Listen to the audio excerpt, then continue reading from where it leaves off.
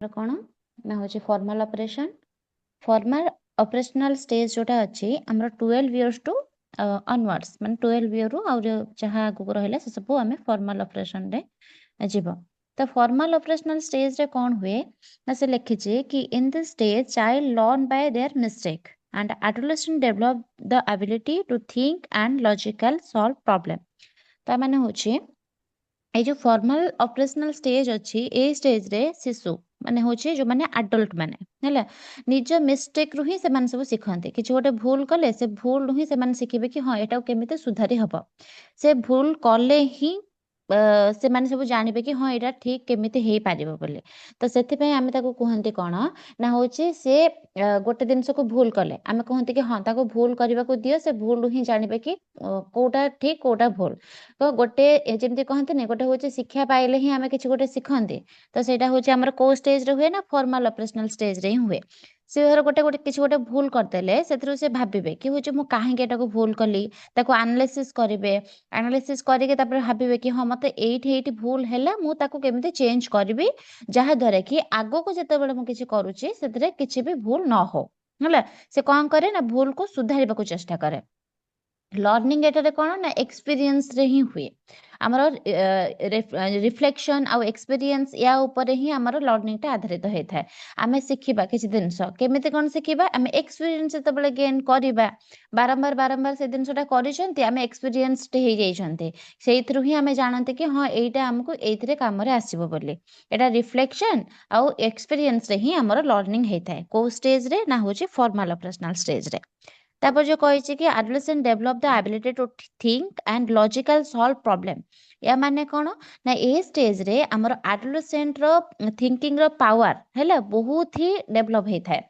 से एब्स्ट्रैक्ट आउ logical thinking करि पारे हमर गोटे एब्स्ट्रैक्ट जेमति कि मन रो किछि भावना हे गला ଯେତେକ ସବୁ ଆବଷ୍ଟ୍ରାକ୍ଟ ଥିଙ୍କ ହେଲା ସେ ସବୁ ତାଙ୍କ ମନରେ ସେ ଭାବି ପାରନ୍ତି ଆଉ ଲଜିକାଲ ଥିଙ୍କିଂ ସେ କରିପାରନ୍ତି ଆଉ ପ୍ରୋବ୍ଲେମ ଯାହା ଥାଏ ସେ ପ୍ରୋବ୍ଲେମକୁ କଣ କରିଥାନ୍ତି ନା ଷ୍ଟେପ ବାଇ ଷ୍ଟେପ ଲଜିକାଲି ହିଁ ସେମାନେ ସଲ୍ଭ କରିଥାନ୍ତି ଲଜିକ ଲଗେଇକି କାହିଁକି ଏଟା ହେଲା କଣ ହେଇଥିଲେ ଏଟା ଅସୁବିଧା ହେଇ ନଥାନ୍ତା କଣ କଲେ ଆଉ ଅସୁବିଧା ହବ ନାହିଁ ଏ ସବୁକୁ କଣ କରନ୍ତି ନା ଷ୍ଟେପ ବାଇ ଷ୍ଟେପ ଲଜିକାଲି ନେଇକି ହିଁ ସଲ୍ଭ କରିଥାନ୍ତି ଫର୍ମାଲ ଅପରେସନାଲରେ ତାପରେ ସେ କହିଛି trial and error method is reduced and give way to some logic तो से कही कि ट्रायल एंड एरर मेथड जमती कि पिला माने कौन करथिले प्री ऑपरेशनल बारंबार करूथिले ट्राई करूथिले एरर होउतला ट्राई करूथिले एरर होउतला लास्ट को कौन करथिले ना होची गोटे सिद्धांत रे पहुंचुथिले तो एइटारे कौन हबो फॉर्मल ऑपरेशनल रे ए स्टेज रे हमर कोनोसी प्रकार ट्रायल एंड एरर मेथड धीरे धीरे कमी जाई थाए कोनोसी प्रकार ट्रायल एंड एरर मेथड बेसी रुहे नाही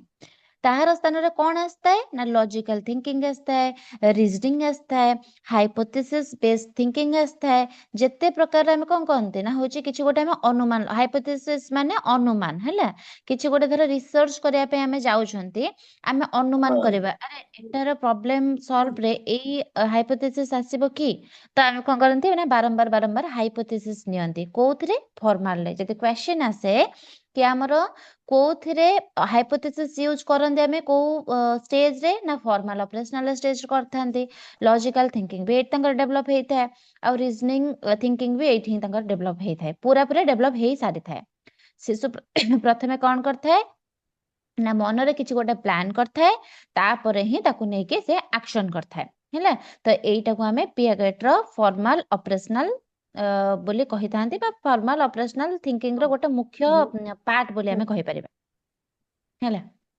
बुझ परलो यस मैम यस मैम तापर से कहिछि एजुकेशनल इम्प्लिकेशन ऑफ पियागेट्स थ्योरी कोन कोन सब एजुकेशनल इम्प्लिकेशन सब अछि तंक ये देखिबा तो पियागेट को अनुसार हमरो चाइल्ड कोन करथे ना निज एक्सपीरियंस माध्यम रे ही जहाँ जहाँ सब शिखि थाए तो सेथि पई क्लासरूम रे टीचर माने चिल्ड्रन को कोन करथे ना वेराइटी ऑफ एक्सपीरियंस दियंती जेमते कि हमें कोन करंती ना पिल्ला को छाडी दियंती ग्रुप स्टडी करिया पे पिला कहते कि तुम ठिया है पूरा जोर रे माने पढ़ है पढ़ा कहते किसी गोटे एक्सपीरियंस नबा कहते जमती कि फील्ड स्टडी कराती कोटे गोटे पिला बुलेया नियंती ए जो आमर आसूची ना जमती कि डिसेम्बर जनवरी बेलू पिला नियंती बुलवाई बुलेया पिला नियंती स्कूल रे कॉलेज रे ପିକନିକ ପିଲା ମ୍ୟାଡାମ। ନିଅନ୍ତି ହଁ ପିକନିକ ପିକନିକ ଯୋଉ ନିଅନ୍ତି ଏଟା କଣ ଭାବୁଛ ମଜାକୁ ନିଅନ୍ତି ବୁଲିବା ପାଇଁ? ଏଟାର ଆକ୍ଚୁଆଲ ଜିନିଷ କଣ ଜାଣିଛ? Field study. ଏଟା ହଉଛି ଫିଲ୍ଡ ଷ୍ଟଡି, ମାନେ କୋଉଠି ଗୋଟେ କିଛି ଷ୍ଟଡି ଗୋଟେ ଟୁର। ସ୍ଥାନକୁ ନେବେ ବୁଲିବା ପାଇଁ। ହଁ, ଷ୍ଟଡି ଟୁରରେ ତ ଯାଆନ୍ତି। ଏଟା ଗୋଟେ ଫିଲ୍ଡ ଷ୍ଟଡି ଆମେ କହନ୍ତି। ଫିଲ୍ଡ ଷ୍ଟଡି କହିଲା ମାନେ କିଛି ଗୋଟେ ଏମିତିଆ ସ୍ଥାନକୁ ନେବେ ଯୋଉଥିରେ କି ପିଲାମାନେ କଣ କରିବେ ନା ଦେଖିବେ, ଜାଣିବେ କି ହଁ ଏଠିକି ଆମେ ଆସିଛୁ, ଏଥିରେ କଣ କଣ ଅଧିକା ହଉଛି। ଯଦି ଆମେ ଯାଇଛୁ କୋଉଠି ପୁରୀ କି ଯାଇଛୁ, ତ ପୁରୀରେ ବହୁତ ଜିନିଷ ସବୁ ସେ ସବୁ ଦେଖିବେ। ଯଦି କୋଣାର୍କ ଯାଇଛୁ, କୋଣାର୍କରେ ଏମିତି ଦେଖିବେ। ଚନ୍ଦ୍ରଭାଗା ଦେଖିବେ, ଚନ୍ଦ୍ରଭାଗା ଏମିତି ସେ କଣ ଚୁଳି ମାରିଥିଲେ, ଏମିତି ଡେଇଁ ପଡିଥିଲେ, ତ ଏଠି ଏମିତି ହେଇଥିଲା। ଏସବୁ ଜିନିଷ କଣ ସେମାନେ ସବୁ ତାଙ୍କ ଷ୍ଟଡିରେ ରିଲେଟ କରିବେ। ଯେତେବେଳେ ତମକୁ ସେଇ ବିଷୟ ପଢା ହବ, ତମେ କଣ କରିବ ନା ରିଲେଟ କରିବ କି ହଁ ଏଇ ଜିନିଷ ଆମେ ପଢିଥିଲୁ, ସେଠିକି ଯାଇଥିଲୁ। ଏଟା କଣ ହୁଏ ନା ବେଶୀ ପଢାଟା ଇଣ୍ଟରେଷ୍ଟିଂ ହୁଏ। ପିଲାମାନେ ବେଶୀ ଇଣ୍ଟରେଷ୍ଟ ଦେଖାନ୍ତି କି ହଁ ଆମେ ଏଠିକି ଯାଇଥିଲୁ, ଆମେ ସେଇ ବିଷୟରେ ପଢୁଛୁ ବୋଲି। ବୁଝିହେଲା? ତ ପିଲାମାନେ ସବୁବେଳେ କଣ ନା ଏକ୍ସପିରିଏନ୍ସ ରୁ ହିଁ ଯାହା ସବୁ ଶିଖନ୍ତି, ସେଟା ହଉଛି ଆମର କଣ ନା ବହୁତ ଦିନ ଯାଏ ମନେ ରୁହେ। ତ ପିଆଗେଟ୍ ହିଁ ସେଥିପାଇଁ ଏକ୍ସପିରିଏନ୍ସକୁ ଅଧିକ ଗୁରୁତ୍ୱ ଦେଇଥିଲେ। ତ ସିଏ କହୁଥିଲେ କଣ ନା ଆମର କ୍ଲାସରୁମର ଟିଚର ଯୋଉମାନେ ବି ପଢଉଛନ୍ତି ପିଲାଙ୍କୁ, ସେ ଭେରାଇଟି ଏକ୍ସପିରିଏନ୍ସ ସବୁ ଦେବା ଉଚିତ। ଯେପରିକି କଣ ନା ବହୁତ ସାରା ଆକ୍ଟିଭିଟିଜ କରାଇବା ଦରକାର, ଏକ୍ସପେରିମେଣ୍ଟ କରିବା ଦରକାର, କିଛି ବହୁତ ସାରା ଗେମ୍ ରଖିବା ଦରକାର, ମଡେଲ ରଖିବା ଦରକାର, ପିକ୍ଚର ସବୁ ରଖିବା ଦରକାର। ଆଉ କଣ ନା ରିଏଲ ଲାଇଫ ସିଚୁଏସନକୁ ଆଣିକି ତାଙ୍କୁ ରଖିବା ଦରକାର। ଯେମିତି କି ଛୋଟ ପିଲାଙ୍କୁ ଦେଖିଥିବ, ପଢେଇଲା ବେଳେ ଟିଚର୍ସ ମାନେ କଣ କରନ୍ତି ନା ସେମାନଙ୍କୁ ହିଁ ଇନଭଲ୍ଭ କରିଥାନ୍ତି। ଯେମିତି କି ଆମେ ପଢିଥିଲେ ଛୋଟବେଳେ, ମନେ ଅଛି ନା ମାଡ଼ ହାଣ୍ଡି କଥା ମନେ ଅଛି କାହାର? ପଢିଛ? ଆଜ୍ଞା ମ୍ୟାମ୍। ଆଜ୍ଞା ଆଜ୍ଞା ମ୍ୟାମ୍। ଆଜ୍ଞା ମ୍ୟାମ, ସପ୍ତମ ଆଜ୍ଞା ମ୍ୟାମ୍। ଶ୍ରେଣୀ ବିଷୟ ନାଁ ଥିଲା ରାମାୟଣ ସପ୍ତମ କଥା। ରାମାୟଣ କଥା। ହଁ, ନା ରାମାୟଣ ନା, କଥା ସରି ବି ତ ସରି, ଆମେ ରାମାୟଣ ପଢିଛନ୍ତି। କଥା ବି ଥିଲା। ହଁ ହଁ, ରାମାୟଣ କଥା ବି ଥିଲା। ମାଡ଼ହାଣ୍ଡି କଥା ବି ଆମେ ପଢିଛନ୍ତି। ସେଥିରେ ସମସ୍ତଙ୍କୁ କଣ କରିବେ ଟିଚର୍ସ ମାନେ, ହଁ ତୁ ହେଲୁ ନେଇକି ଯାଇଥିବୁ, ମାନେ ହାଣ୍ଡି ନେଇକି ଯାଇଥିବୁ, ଆଉ ଗୋଟେ କାହାକୁ ମା କରିଦେଇଥିବେ, ଆଉ କାହାକୁ ଚୋର କରିଦେଇଥିବେ, ଏମିତି କରିକି ତାଙ୍କୁ ସବୁ ଇନଭଲ୍ଭ କରନ୍ତିନି ନା ସେଥିରେ। ତ ଇନଭଲ୍ଭ ଆଜ୍ଞା ଏଇଥିପାଇଁ କରାନ୍ତି କାହିଁକିନା ହଁ, ପିଲାମାନେ ଏକ୍ସପିରିଏନ୍ସ ନେବେ। ଇଣ୍ଟରେଷ୍ଟ ହବ। ହଁ, ଇଣ୍ଟରେଷ୍ଟ ହବ, ପିଲାମାନଙ୍କର ଏକ୍ସପିରିଏନ୍ସ ହବ କି ହଁ ଏଇ ଜିନିଷ ଅଛି। ତ ସେଟାକୁ ଅଧିକ ଭଲ ଭାବରେ ମନେ ରହିବ। ତ ସେଥିପାଇଁ ଆମେ ଏଠୁ ବୁଝିଲେ କଣ, ଆମର ପିଆଗେଟ୍ ଥିଓରି ଯୋଉଟା ଅଛି ଏଜୁକେସନରେ ଯଦି ଆମେ ଦେଖିବା, ସିଏ ଚାହୁଁଥିଲେ କି ପିଲାମାନଙ୍କୁ କ୍ଲାସ ରୁମରେ ଗୋଟେ ଟିଚରଟେ ପୁରା ଏକ୍ସପିରିଏନ୍ସ ବେସ୍ଡ ଟିଚରଟେ ପାଠ ପଢଉ ବୋଲି। ହେଲା, ଏଟା କଣ ହେଇଥାଏ ନା ଚାଇଲ୍ଡ ମାନେ ଯୋଉ ସବୁ ପାଠ ପଢନ୍ତି ତାକୁ ବହୁତ ଭଲ ଭାବରେ ମନେ ରଖନ୍ତି। ନ୍ୟୁ ଯେତେକ ସ୍କିମ୍ ସବୁ ଅଛି, ସେ ସବୁ ତାର ହଉଛି କଣ ନା ଡେଭଲପ ହବାରେ ହେଲ୍ପ କରିଥାଏ। ଓକେ, ତାପରେ ସେକେଣ୍ଡ ପଏଣ୍ଟ କହିଛି ଏମ୍ଫାସାଇଜେସ୍ ଅନ୍ ଦ ମାଷ୍ଟରି ଅଫ୍ ଲାଙ୍ଗୁଏଜ। କଣ ଦେଲା ନା ପିଆଗେଟଙ୍କ ଥିଓରି ଅନୁସାରେ ଯଦି ଆମେ ଦେଖିବା, ଲାଙ୍ଗୁଏଜ ଥିଙ୍କିଂ ଡେଭଲପର ଗୋଟେ ଇମ୍ପୋର୍ଟାଣ୍ଟ ଟୁଲ ଏଟା କହିଲେ ଚଳେ। ତ କଣ ନା ହଉଛି ଏଜୁକେସନରେ ଲାଙ୍ଗୁଏଜ ମାଷ୍ଟରି ଉପରେ ଏମ୍ଫାସିସ୍ ଦେବା ଦରକାର। ଚିଲଡ୍ରେନକୁ କଥା କହିବା, କ୍ୱେଶ୍ଚିନ୍ କରିବା, ନିଜ ଭାବନାକୁ ଏକ୍ସପ୍ରେସ କରିବା, ଏସବୁର ସୁଯୋଗ ଦିଆଗଲେ ହିଁ ପିଲାମାନଙ୍କର କଣ ହେଇପାରିବ ନା କଗ୍ନେଟିଭ ଡେଭଲପମେଣ୍ଟ ହେଇପାରିବ ଭଲ ଭାବରେ। ଗୋଟେ ପିଲାଟା ଦେଖିବ ଚୁପଚାପ ହେଇକି ସବୁବେଳେ ବସୁଛି, କିଛି ବି ପଚାରୁନି କଣ ତମେ ସେ ପାଠ ପଢୁଛି, କଣ କେତେ ମନେ ରଖୁଛି, କିଛି ବି ନାହିଁ। ତ ଆମେ କେମିତି ଜାଣିବା? ତାକୁ ଯେତେବେଳେ ଆମେ ହଉଛି ଆକ୍ସେସ କରିବା କି ସେ କେତେ ମନେ ରଖିଲା, କଣ କଲା, ସେ ଯଦି କିଛି ନ କହିବ ଆମେ ଜାଣିପାରିବେ କି? ଜାଣିପାରିବେନି। ତ ସେଥିପାଇଁ ପିଲାମାନେ ଏକ୍ସପିରିଏନ୍ସ ନେଲେ ହିଁ କିଛିଟା ଜିନିଷ ଏକ୍ସପ୍ରେସ କରିପାରିବେ, କ୍ୱେଶ୍ଚିନ୍ କରିପାରିବେ। ଦେଖିବ ଗୋଟେ ଗୋଟେ ଛୁଆ କଣ ଥିବେ ନା ବାରମ୍ବାର ବାରମ୍ବାର କ୍ୱେଶ୍ଚିନ୍ ପଚାରୁଥିବେ, ଏଟା କାହିଁକି ହେଲା, ଏଟା କେମିତି ହେଲା, ଏଟା କେମିତି କରିବି, ବାରମ୍ବାର ହଜାର କ୍ୱେଶ୍ଚିନ୍ ପଚାରୁଥିବେ। ସେ କ୍ୱେଶ୍ଚିନ୍ କରିବା ହିଁ ଭଲ, କାହିଁକି ନା ତାଙ୍କର କଗ୍ନେଟିଭର ଡେଭଲପମେଣ୍ଟ ହଉଛି। ହେଲା, ତ ସେଇ ଜିନିଷ ବି ସେ କଣ କରିଥିଲେ, ପିଆଗେଟ୍ ତାଙ୍କ ଥିଓରିରେ ଏମ୍ଫାସାଇଜ କରିଛନ୍ତି। ତାପରେ କହିଛି greater emphasize on development of intellect. ତ କଣ ହେଇଛି ନା ପିଆଗେଟଙ୍କ ଥିଓରି ଅନୁସାରେ ଆମର ଏଜୁକେସନର ମୁଖ୍ୟ ଲକ୍ଷ୍ୟ କଣ ନା ଚାଇଲ୍ଡର ଇଣ୍ଟେଲେକ୍ଚୁଆଲର ଡେଭଲପମେଣ୍ଟ କରିବା। ହେଲା, ମେଣ୍ଟାଲ ଆବିଲିଟିକୁ ଡେଭଲପ କରିବା, କେତେ କିଏ ମେଣ୍ଟାଲି ଷ୍ଟ୍ରଙ୍ଗ ଅଛନ୍ତି, କେତେ ମେଣ୍ଟାଲ ମାନେ ତାଙ୍କ ଇଏରେ କେତେ ସେ କଣ ନା ଷ୍ଟୋର କରିପାରୁଛନ୍ତି। ମାର୍କ କିମ୍ବା ସିଲାବସ କମ୍ପ୍ଲିସନ ଠାରୁ ସେ ଅଧିକ ଇମ୍ପୋର୍ଟାଣ୍ଟ ଦେଇଛନ୍ତି କାହାକୁ ନା ଇଣ୍ଟେଲେକ୍ଚୁଆଲ ଡେଭଲପମେଣ୍ଟକୁ। ଦେଖିବ ତମେ ଆଗକୁ ଯେତେବେଳେ କରିବ ଓଟିଇଟି ଏକ୍ସାମ ଦିଅ କି ଅଲଗା କିଛି ଦିଅ, ସେଥିରେ ଦେଖିବ ଏଇ ଯୋଉ ସିଲାବସ କମ୍ପ୍ଲିଟ ଯୋଉଟା ମୁଁ କହିଲେନି, ଏଟା ସବୁ ଯାକ ନେଗେଟିଭ ୱାର୍ଡ। ହେଲା, ସିଲାବସ କମ୍ପ୍ଲିଟ ଟା କେବେ ବି ମାଧ୍ୟମ ନୁହଁ। ସିଲାବସ କମ୍ପ୍ଲିଟ କୁ ଛାଡିଲା ପରେ କେମିତି ପିଲାମାନେ ଭଲ ଭାବରେ ବୁଝିବେ, ସେଇଟା ହିଁ ଇମ୍ପୋର୍ଟାଣ୍ଟ। तो से एठी कुहाइछि मार्क हो किंबा सिलेबस कंप्लीट हो सेटाको नेगेटिव सेटाको अधिक गुरुत्व न दिया चाहिए पिला मानकर इंटेलेक्चुअल डेवलपमेंट केमिति हबो ता ऊपर अधिक गुरुत्व देवा दरकार आ यह कौन करता है ना शिशु को इंडिपेंडेंट थिंकिंग करिबारे हेल्प करता है आमे कहते ना से निजे निजे किछि भाबु आमे बारंबार आमे कौन कहते जेमते कि अरविंद आमर कही है गोटे एजुकेशनालिस्ट अच्छा अरविंद सी कहते कि पिला मानू केबे भी सब बेले हेल्प करबनी कि हाँ एटा दिए मु करदेबी देखे ए तू लिखि पारुनु मु दिए लिखिदेबी सेमती करबनी पिला भूल करंतु भूल करले बारंबार बारंबार भूल करले ही से माने शिखिबे जेमती के ट्रायल एंड एरर थ्योरी हमर देथिले थंडाई तो से हिसाब रे बारंबार जी बारंबार मैम जदि से गोटे भूल करूछि ताहले कोन ना से आराम से गोटे दिन शिखि पारिबो तो गोटे टीचर टे सब बेले तांको हेल्प न करके गोटे गाइड हो खाली जणै दो कि हाँ एई पथरे तुमको जिबार अछि बस सेतिकी ही तो से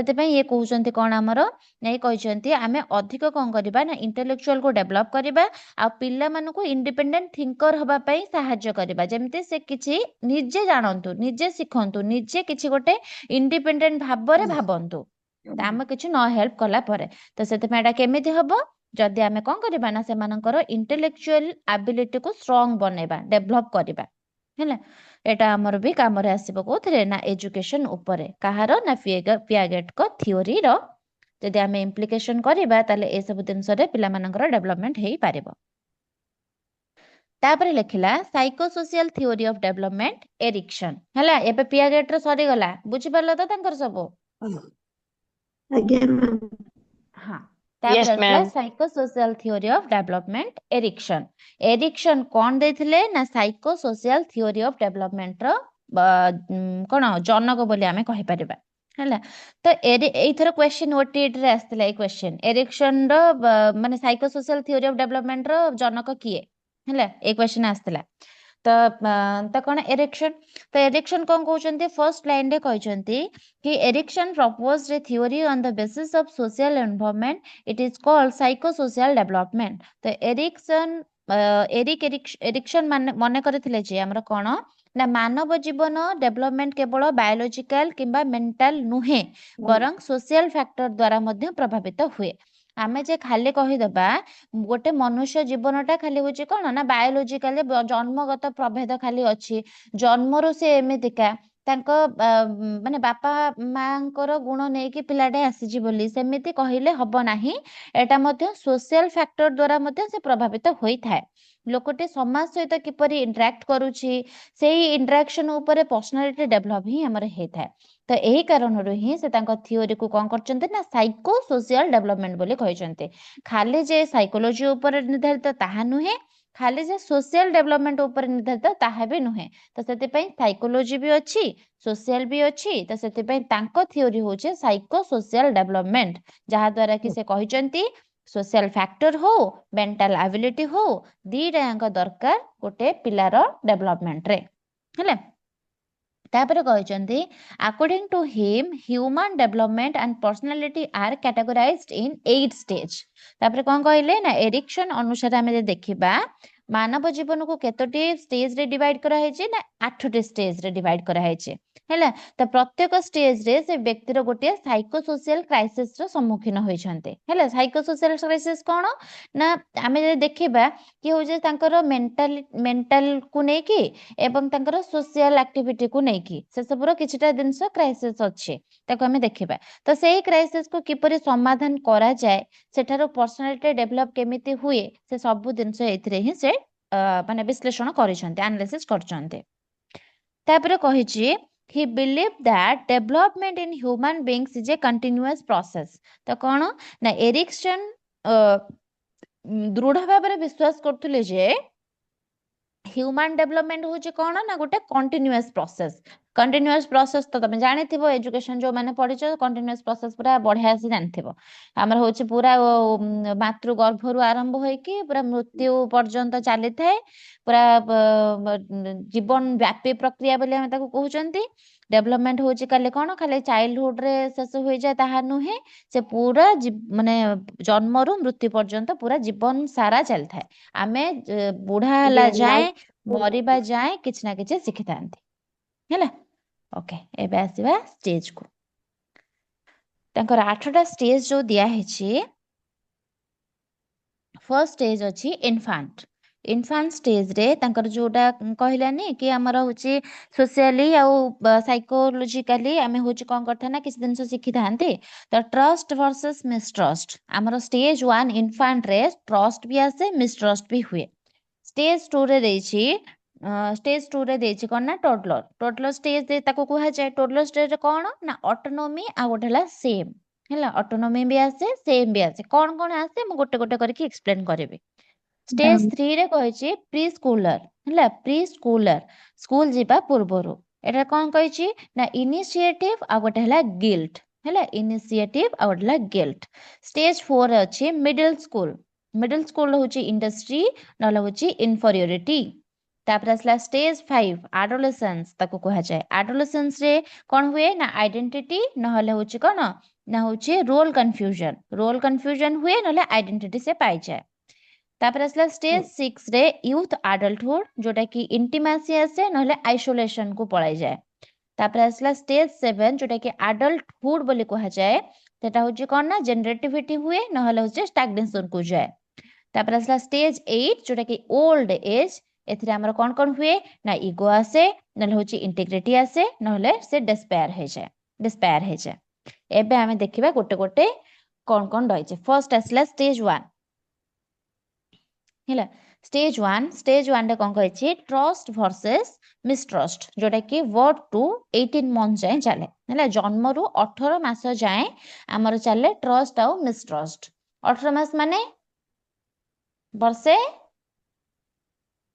8 ମାସ, ବର୍ଷେ 8 ମାସ, ବର୍ଷେ 8 ମାସ, ତାହେଲେ କଣ ବର୍ଷ ହଉଛି 10 ମାସ 6 ମାସ ବର୍ଷେ 6 ମାସ, 1 year 6 month। ହେଲା, 1.5 ବର୍ଷ ହେଲା।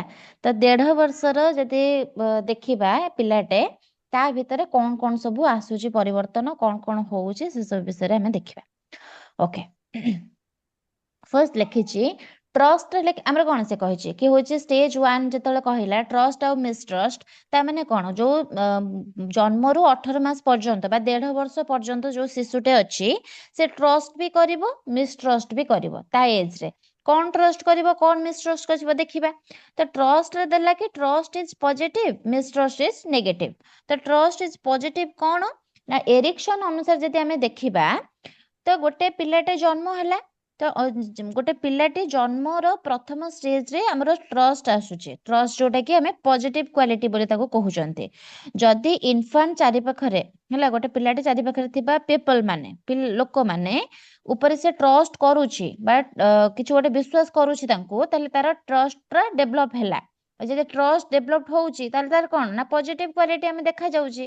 ତେବେ ତାଙ୍କର କଣ ହେଇଥାଏ ନା ପର୍ସନାଲିଟିର ଆଧାରରେ ସେ ଶକ୍ତିଶାଳୀ ହେଇଯାଏ କି ହଁ ମତେ ଟ୍ରଷ୍ଟ କରୁଛି ମୁଁ ମୋ ମା କୁ, ମୁଁ ସିଏ ଯାହା ଦବ ମୁଁ ଖାଇପାରିବି ହେଲା, ମୁଁ ତା ପାଖକୁ ଯାଇପାରିବି, କିଛି ଗୋଟେ ଖେଳି ପାରିବି, ସେ ଯାହା ବି ହଉ। ତ ଟ୍ରଷ୍ଟ ଡେଭଲପ ହେଲେ ଆମର କଣ ହେଇଥାଏ ନା ଶିଶୁ ଫ୍ୟୁଚରରେ କନଫିଡେଣ୍ଟ ହେଇଥାଏ, ଇମୋସନାଲି ସେ ସିକ୍ୟୁର ହେଇଥାଏ। ଯେମିତି କି ଭାବ ଗୋଟେ ପିଲାଟି ଯେତେବେଳେ ଛୋଟ ଛୋଟ ଛୁଆଟେ ଥାଏ, ଜନ୍ମ ହବା ପରେ କଥା କହୁଛି 18 ମାସ ପର୍ଯ୍ୟନ୍ତ, ଗୋଟେ ଛୁଆଟେ କି ତମେ ଯେତେ ଯାକ ତମେ ଯଦି ଅନନୋନ ଅଛ ତା ପାଇଁ, ତମକୁ ସେ କେବେ ଦେଖି ନାହିଁ କି ଜାଣି ନାହିଁ, ତମେ ଯେତେବେଳେ ତାକୁ ଡାକୁଛ, ବହୁତ ପିଲା ଅଛନ୍ତି, ବହୁତ ରେୟାର ପିଲା ଅଛନ୍ତି ଯିଏକି ତମ ପାଖକୁ ପଳେଇ ଯିବେ, ଆଉ ବହୁତ ଅଧିକ ପିଲା ଅଛନ୍ତି ଯିଏକି ତମ ପାଖକୁ ଯିବେ ନାହିଁ। କାହିଁକି ଯିବେନି? କାହିଁକି ନା ସିଏ ସେତେବେଳେ କଣ ହେଇଥାଏ ନା ତାଙ୍କ ଭିତରେ ମାନେ ମିସଟ୍ରଷ୍ଟ ଡେଭଲପ ହେଇଥାଏ। ସେ ଜାଣିନାହାନ୍ତି ତମକୁ, ସେ ତମ ପାଖକୁ ତମକୁ କେବେ ଦେଖି ନାହାନ୍ତି, ତ ସେଥିପାଇଁ ସେ ତମ ପାଖକୁ ଯିବେନି। ସେ ତା ମା ପାଖରେ ସବୁବେଳେ ରହୁଛି, ତା ମା କୁ ଚିହ୍ନିଛି କି ତା ବାପାକୁ ଚିହ୍ନିଛି କି ତାଙ୍କର ଘରରେ ପାଖ ମାନେ ପଡୋଶୀ ଯୋଉମାନେ ଅଛନ୍ତି ସେମାନଙ୍କୁ ବାରମ୍ବାର ଦେଖୁଛି, ତ ସେମାନଙ୍କ ପାଖକୁ ସେମାନେ ଯିବେ ହେଲା। ତ ଯଦି ଗୋଟେ ଏବେ ଦେଖୁଛ ଯୋଉମାନେ ଚାକିରି କରୁଛନ୍ତି, ଗୋଟେ ଛୋଟ ଛୋଟ ପିଲାଙ୍କୁ ଛାଡି ଦେଇକି ପଳେଇ ଯାଆନ୍ତି, ଯୋଉ ହଉଛି ଆସିକି ମାନେ ପିଲାମାନଙ୍କୁ ଆସିକି ତ ଦେଖା ଶୁଣା କରିଥାନ୍ତି, ଯଦି ସେ କେତେବେଳେ ତାଙ୍କୁ ଧରିବାରେ ଟିକେ ଏପଟ ସେପଟ କରିଦେଇଥିବେ, କୋଉଠୁ ଗୋଟେ ସେ ଧର ପିଲାଟେ ଗୋଟେ ଆଘାତ ପାଇଥିବ କିଛି ତାଙ୍କ ଠାରୁ, ଦେଖିବ ସେ ଜମା ତାଙ୍କ ପାଖକୁ ଯିବନି ଆଉ। କାହିଁକି ଯିବନି? କାହିଁକିନା ତାର ମିସଟ୍ରଷ୍ଟ ଡେଭଲପ ହେଇଗଲା। କାହିଁକିନା ସେ ଭାବିବ କି ନାଇଁ ମୁଁ ୟା ପାଖକୁ ଗଲା ବେଳକୁ ମତେ ସେ ଧରି ପାରୁନି, ମତେ ଅବଜ୍ଞା କରିକି ଧରୁଛି କି ମତେ ବାଡଉଛି କି ଯାହା ବି ହଉ, ସେ କଣ କରିବ ନା ସେ ତା ପାଖକୁ ଜମା ବି ଯିବନି। ତାର କଣ ହେଇଗଲା ମିସଟ୍ରଷ୍ଟ ଆସିଗଲା, କି ସେର ଗୋଟେ ଅବିଶ୍ୱାସ ପଳେଇ ଆସିଲା କି ନା ମୁଁ ୟା ପାଖକୁ ଯିବିନି। ଫ୍ୟୁଚରରେ ସେ କଣ ହବ କନଫିଡେଣ୍ଟ ଫିଲ୍ କରିବନି, ଯୋଉଟା କି ତାର ଛୋଟ ବେଳୁ ହିଁ ଆମେ ଯଦି ତାକୁ ସେଇଭଳିଆ ଟାଇପର ଦେଖିବା, ତାହେଲେ ସେ ମାନେ ଫ୍ୟୁଚରରେ ବି ସେଟା କଣ ହବ ନା ତାର ଗୋଟେ ମିସଟ୍ରଷ୍ଟ ହିସାବରେ ପଳେଇ ଆସିବ। तापर से कहते कौन ना पॉजिटिव वे रे ट्रस्ट रे कौन कहते ना लिखिଛନ୍ତି the newly born infant fully depend on his mother, she provide the satisfaction of physical need। ତ ନବଜାତ ଶିଶୁ ଯେ ହଉଛି ଜନ୍ମ ହେଇଛି ସମ୍ପୂର୍ଣ୍ଣ ଭାବରେ ମା ଉପରେ ହିଁ ଡିପେଣ୍ଡ କରେ। ତାର ଖାଦ୍ୟ ହେଇଗଲା, ତାର ହଉଛି ସ୍ନେହ ହେଇଗଲା, ତାର ସୁରକ୍ଷା ହେଇଗଲା, ସବୁ ଯାକ ସେ କଣ କରେ ନା କମ୍ଫର୍ଟ ଫିଲ୍ କରେ ତା ମା ପାଖରେ। ଯେତେକ ଫିଜିକାଲ ନିଡ୍ ହେଇଗଲା, ତାକୁ ଭୋକ ଲାଗିଲେ ସେ ତା ମା କୁ ହିଁ ଖୋଜିବ ହେଲା।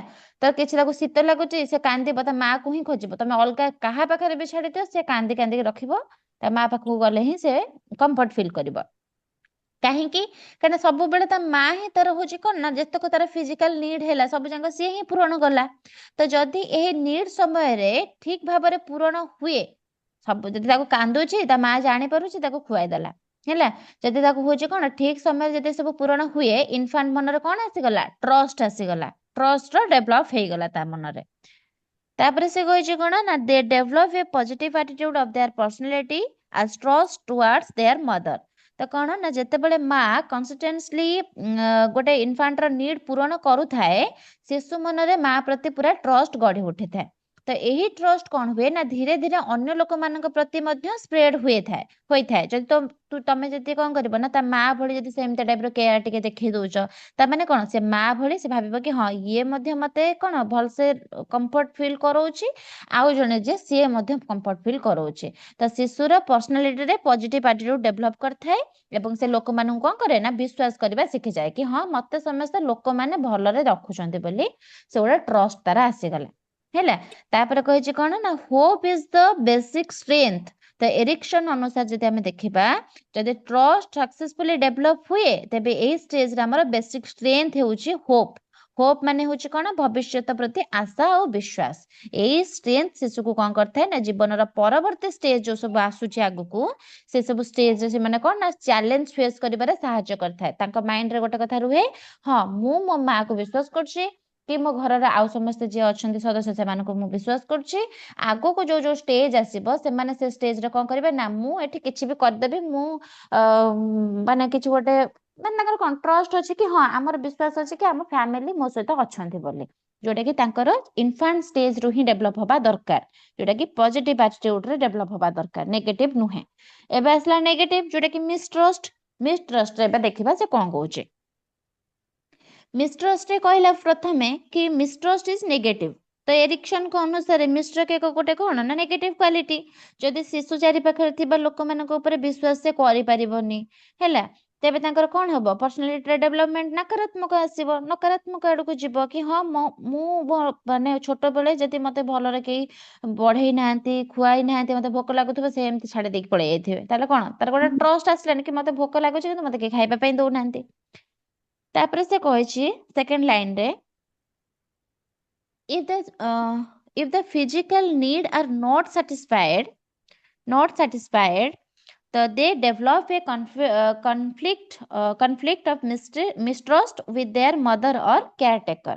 ସେ କହିଛି ଯଦି ଇନଫାଣ୍ଟର ଫିଜିକାଲ ନିଡ୍ ଯେପରିକି ଖାଦ୍ୟ ହେଇଗଲା, ତାର ହଉଛି କମ୍ଫର୍ଟ ହେଇଗଲା, ୱାର୍ମଥ ହେଇଗଲା, ସେଫ୍ଟି ହେଇଗଲା, ଏଇଟା ଯଦି ସମ୍ପୂର୍ଣ୍ଣ ଭାବରେ ପୂରଣ ହବ ନାହିଁ, ତେବେ ଶିଶୁ କଣ ହବ? ଶିଶୁ ମନରେ ତା ମା ପ୍ରତି ହଉ କି ତାର କେୟାରଟେକର ଯିଏ ତାର ଯତ୍ନ ନଉଛି ତା ପ୍ରତି ହଉ କଣ ଆସିବ?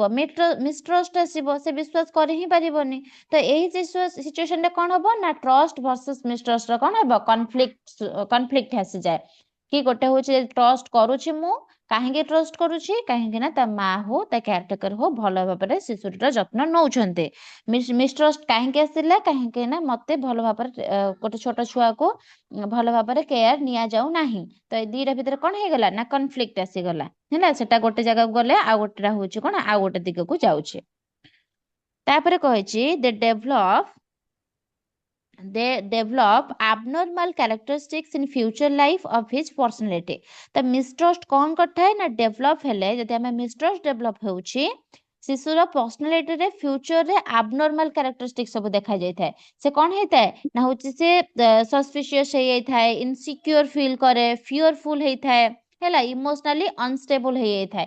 ଯଦି କିଛି ହବ ସେ କାନ୍ଦିଦବ ହେଲା, ସେ ଇନସିକ୍ୟୁର ସବୁବେଳେ ଫିଲ୍ କରିବ କି ନାଇଁ ମୁଁ ଏଠି ରହିଛି ମତେ ଭଲସେ କେହି ଦେଖିବେନି କି ମତେ କେହି ପଚାରିବେନି, ସବୁବେଳେ ଫିଅର, ଗୋଟେ ମନରେ ଡର ରହିବ। ଯଦି ଛୋଟ ବେଳୁ ଏମିତି ମିସଟ୍ରଷ୍ଟ ଆସିଯାଉଛି ଗୋଟେ ପିଲାଟି ମନରେ, ତାହେଲେ ଆଗକୁ ଯାଇକି ତାର କଣ ହବ ନା ହଉଛି ଡର ରହିବ ସବୁବେଳେ, ଆଉ ଇନସିକ୍ୟୁରିଟି ସେ ଫିଲ୍ କରିବ ସବୁ ଜାଗାରେ। ହେଲା, ତ ଅନ୍ୟମାନଙ୍କ ସହିତ ସେ କଣ ନା ଯେ ଭଲରେ ଭାବରେ ରିଲେସନ ସବୁ ବିଲ୍ଡ କରିପାରିବ ନାହିଁ, ବିଲ୍ଡ କରିବାରେ ଅସୁବିଧା ହବ, କାହିଁକି ସେ ସବୁବେଳେ ସମସ୍ତଙ୍କୁ ଅବିଶ୍ୱାସ କରିବ ନା, କେମିତି କଣ ବିଶ୍ୱାସ କରିବ ଯେହେତୁ ତାର ଛୋଟ ବେଳୁ ଏମିତି ଟାଇପ ର ହେଇଛି। ହେଲା, ତାପରେ ସେ କହୁଛି it lead psychological crisis their personality. ତ ସେ କହିବା କଥା ହଉଛି ଏରିକ୍ସନଙ୍କ ଅନୁସାରେ ମିଷ୍ଟର୍ସ ଆମର ଅନରିଜଲ୍ଭ ଯଦି ରହିଯିବ, ଏଇ ସାଇକୋଲୋଜି କଣ ନା କ୍ରାଇସିସ୍ ସୃଷ୍ଟି କରିବ। ଏଇ କ୍ରାଇସିସ୍ କଣ କରେ ନା ଶିଶୁର ପର୍ସନାଲିଟି ଉପରେ ବହୁତ ଦିନ ଯାଏଁ ପ୍ରଭାବ ପକାଇଥାଏ। ଆଉ ପରବର୍ତ୍ତୀ ଯୋଉ ସାଇକୋ ସୋସିଆଲ ଷ୍ଟେଜ ସବୁ ଅଛି ତାକୁ ମଧ୍ୟ କଣ ନା ତା ଉପରେ ମଧ୍ୟ ଅସର ପକାଏ ଇଏ, ଆଉ ତା ଉପରେ ମଧ୍ୟ ପ୍ରଭାବ ପକାଇଥାଏ, ଯାହା ଦ୍ୱାରା କି ଛୋଟ ବେଳୁ ଆମକୁ ତାଙ୍କୁ ଟ୍ରଷ୍ଟ ଆଉ ମିସଟ୍ରଷ୍ଟ ଉପରେ ଅଧିକ ଧ୍ୟାନ ଦେଇକି ତାଙ୍କର ଟ୍ରଷ୍ଟ ଆଣିବାର ଅଛି ଚାଇଲ୍ଡ ମାନଙ୍କ ଉପରେ। ଯଦି ଗୋଟେ ପିଲାଟିକୁ ଗୋଟେ ଲୋକଟିକି ସେ ବିଶ୍ୱାସ କରୁଛି, ତାହେଲେ ତା ଲାଇଫ ଟା ବହୁତ ଭଲସେ ପଳେଇଗଲା।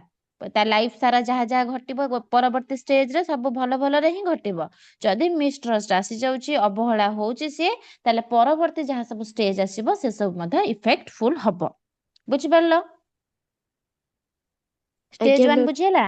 ହଁ, ମ୍ୟାମ୍ ଏବେ ଆସିଲା ଷ୍ଟେଜ 2। ଷ୍ଟେଜ 1 ମନେ ରଖିବ 18 ମନ୍ଥ ଯାଏ, ହେଲା, ବର୍ଥ ରୁ 18 ମନ୍ଥ ଯାଏ। ତାପରେ ଷ୍ଟେଜ 2 ଆସୁଛି ଯୋଉଟା କି 18 ମନ୍ଥ ରୁ 3 ଇୟର୍ସ ଯାଏ। ହେଲା, 3 ଇୟର୍ସ ଯାଏ ଆମର ଆସୁଛି 18 ମନ୍ଥ ରୁ। କଣ ଏଟା ଦେଇଛି? ଏଥିରେ ଦେଇଛି, ଆଚ୍ଛା ମତେ କହିଲ 18 ମନ୍ଥ ରୁ 3 ଇୟର୍ସ ଯାଏ ସେଟା କୋଉ ଇଏ କୁ କୁହାଯାଏ, କୋଉ ଷ୍ଟେଜ କୁହାଯାଏ ୟାକୁ?